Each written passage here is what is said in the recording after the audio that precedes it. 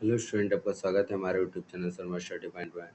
और इस वीडियो में लेकर आए हैं आपके लिए यूपी टेट प्राइमरी लेवल का। यहाँ पर जो ईवीएस का पेपर आया था वो यहाँ पर क्या आया था, उसमें कौन कौन से क्वेश्चन थे ये बताएंगे आपको। पहला यहाँ पर क्वेश्चन था कि टेरिडोफाइटों जैसे फर्न और हॉर्स से टर्ल में मुख्य पादप शरीर जीवन चक्र की प्रभावी द्विगुणित अवस्था होती है। इस अवस्था को क्या कहते हैं? इस अवस्था को कहते हैं बीजाणु वृद्धि। ठीक है, ऑप्शन नंबर डी यहाँ पर आपका राइट आंसर हो जाएगा। अगला क्वेश्चन यहाँ पर देखते हैं क्या आया था। क्वेश्चन यहाँ पर था कि भारतीय संसद प्रणाली में सामूहिक उत्तरदायित्व पर आधारित वह कौन सा साधन है जिसके लोकसभा द्वारा पारित होने पर मंत्रिपरिषद को त्यागपत्र देना पड़ता है? तो यह है अविश्वास प्रस्ताव। ऑप्शन नंबर बी इसका राइट आंसर हो जाएगा, ऑप्शन नंबर बी। अगला क्वेश्चन यहाँ पर है, क्या कह रहे हैं कि भारतीय चुनाव प्रणाली में इलेक्ट्रॉनिक वोटिंग मतदान मशीन पर उपरोक्त में से कोई नोटा विकल्प की कानूनी स्थिति और कार्य को निम्नलिखित में से कौन सा सही ढंग से परिभाषित करता है? तो यहाँ पर हो जाएगा ऑप्शन नंबर डी, मतपत्र की गोपनीयता बनाए रखते हुए सभी उम्मीदवारों को अस्वीकार करने का अधिकार। ऑप्शन नंबर डी आंसर हो जाएगा। 124 का यहाँ पर देखिए, जीवों का कौन सा समूह मृत कार्बनिक पदार्थों में मौजूद जटिल कार्बनिक युग्मों को सरल अकार्बनिक पदार्थों में खंडित करने के लिए उत्तरदायी है? तो ऑप्शन नंबर बी यहाँ पर हो जाएगा अपघटक। अपघटक यहाँ पर आपका राइट आंसर हो जाएगा। अगला क्वेश्चन यहाँ पर है कि पर्यावरण के अध्ययन में भूगोल को एक अद्वितीय विषय क्यों माना जाता है? तो यहाँ पर ऑप्शन नंबर बी हो जाएगा, यह पृथ्वी और मनुष्यों का एक साथ समग्र रूप से अध्ययन करता है। अगला क्वेश्चन यहाँ पर दिया गया है, भारत में राष्ट्रीय राजमार्ग का प्राथमिक रणनीति कार्य अंतर्राज्यीय व्यावसायिक परिवहनों को सुविधाजनक बनाने के अलावा क्या होता है? नंबर बी ऑप्शन, रणनीतिक क्षेत्रों में रक्षा कर्मियों और सामग्रियों की आवाजाही सुनिश्चित करना। Option number B right answer. अगला क्वेश्चन है, डैश एक शैक्षिक दृष्टिकोण जो विद्यार्थियों को वास्तविक दुनिया की स्थितियों के साथ सीधे सक्रिय जुड़ाव माध्यम से ज्ञान और कौशल प्राप्त करने में सक्षम बनाता है। ये होता है ऑप्शन नंबर सी, अनुभवात्मक अध्ययन। ठीक है, अनुभवात्मक अध्ययन या अधिगम। ठीक है, ये ऑप्शन नंबर सी यहाँ पर राइट आंसर हो जाएगा। अगला क्वेश्चन क्या है कि सूखा प्रवण क्षेत्र का एक किसान पानी की बर्बादी को रोकने के लिए और साथ ही साथ यह सुनिश्चित करना चाहता है कि फसलों को सीधे उनकी जड़ों में नमी मिले, तो ये कौन सी विधि होती है? ऑप्शन नंबर सी होती है ड्रिप यानी टपकन सिंचाई विधि। टपकन सिंचाई विधि वो अपनाता है।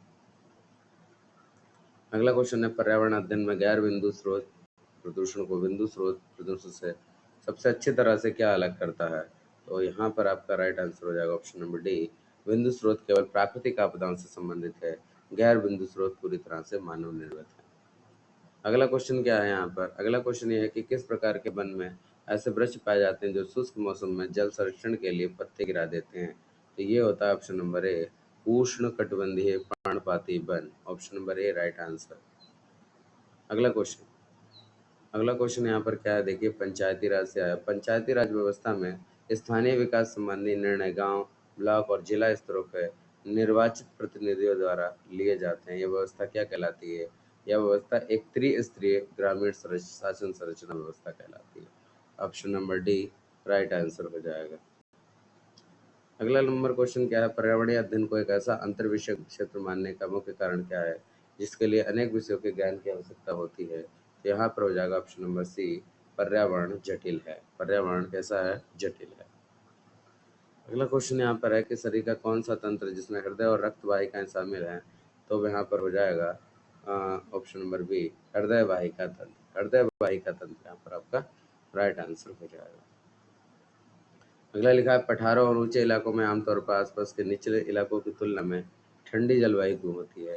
तो ये होती है अधिक तुंगता के कारण, यानी अधिक ऊंचाई के कारण। ऑप्शन नंबर बी यहाँ पर आपका राइट आंसर हो जाएगा।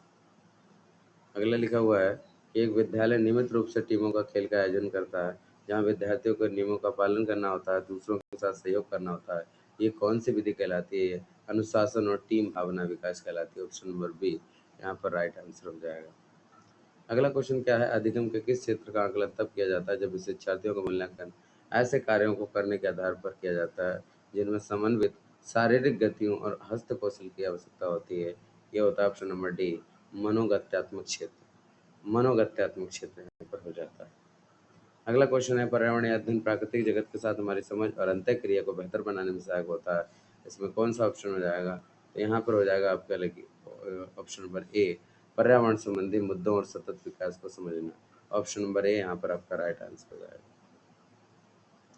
अगला क्वेश्चन क्या दिया गया है? सतत एवं व्यापक मूल्यांकन सीसीई के अंतर्गत में मूल्यांकन उपकरणों की किस श्रेणी को वस्तुनिष्ठता, विश्वसनीयता और वैधता के अंतर्निहित गुणों द्वारा विशेषीकृत किया जाता है? तो यह है मानकीकृत।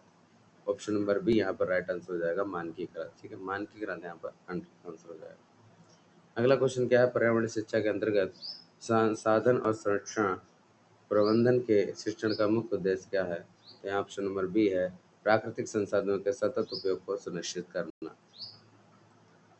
अगला क्वेश्चन है, किस प्रकार के घर को पारंपरिक रूप से जल आधारित जीवन माना गया है?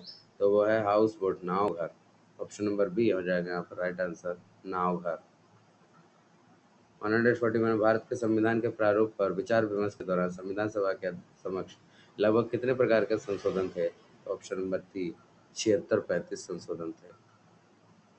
अगला क्वेश्चन है, क्वेश्चन यह है कि निम्नलिखित में से कौन सा मुख्य कारक है जिसके कारण प्रजातियां संकटग्रस्त हो जाती हैं? तो ये होता है आवास की हानि। जब आवास नहीं होता है तो प्रजातियां संकटग्रस्त होती है। Option number C right answer हो जाएगा। अगला क्वेश्चन क्या लिखा है? सतत और व्यापक मूल्यांकन सीसीई ढांचे के अंतर्गत मुख्य रूप से कौन सा एक है शैक्षिक घटक है? तो ये हो जाएगा आपका खेल, कला और जीवन कौशल के विकास में भागीदारी। Option number C right answer हो जाएगा। अगला क्वेश्चन, प्राथमिक स्तर पर कार्य पर्यावरण अध्ययन ईवीएस पाठ्यक्रम में सामाजिक और पर्यावरण जागरूकता को शामिल करने का मुख्य उद्देश्य क्या है? ऑप्शन नंबर बी पर्यावरण का बोध करना और उसे समझना। Option number B right answer. अगला क्वेश्चन है, निम्नलिखित में से कौन सा खाद्य श्रृंखला का सही वर्णन करता है? तो ऑप्शन नंबर डी हो जाएगा, एक क्रम है जो यह दर्शाता है कि भोजन के माध्यम से ऊर्जा एक जीव से दूसरे जीव तक पहुंचती है। अगला कौन सा क्वेश्चन है, कौन सा शब्द खाद्य पदार्थ में प्रसंस्करण से पहले, उसके दौरान, बाद में भौतिक, रासायनिक और सूक्ष्म जैविक कार्य के प्रयोग में उपस्थिति का वर्णन करता है? खाद्य संदूषण। ऑप्शन नंबर सी खाद्य संदूषण। अगला क्वेश्चन है, भारत के संविधान के अनुच्छेद 19 के अंतर्गत 44वें संविधान में जो है यहाँ पर स्वतंत्रताएं प्रत्याभूत हैं, कितनी हैं?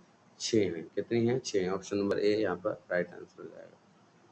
अगला क्वेश्चन है, सह पाठ्यचर्या गतिविधियों के संदर्भ में कौन सा परिणाम विद्यार्थियों द्वारा पाठ्य पुस्तक में से परे जाकर सीखने गए ज्ञान के अनुप्रयोग को सबसे बेहतर ढंग से बनाता है?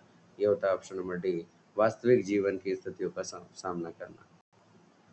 149 किसी व्यक्ति के नियमित कार्य या पैसे के लिए तकनीकी शब्द का उपयोग किया जाता है, उसे कहते हैं हम लोग व्यवसाय, यानी प्रोफेशन कहते हैं उसे। Option number D right answer हो जाएगा। अगला, अधिगम का कौन सा सिद्धांत, ठीक है, अधिगम का कौन सा सिद्धांत इस बात पर जोर देता है कि समझ सबसे अच्छी तरह से अवलोकन, अनुकरण और साथियों, शिक्षक और मार्गदर्शकों के सक्रिय सहयोग से विकसित होती है? तो ये होगा सामाजिक अधिगम सिद्धांत। ऑप्शन नंबर सी यहाँ पर राइट आंसर हो जाएगा। तो इस तरीके से यहाँ पर हमने देखे, यहाँ पर ईवीएस के क्वेश्चन बहुत इंपॉर्टेंट क्वेश्चन है, इन्हें आप पढ़ सकते हैं। Thank you for watching this video.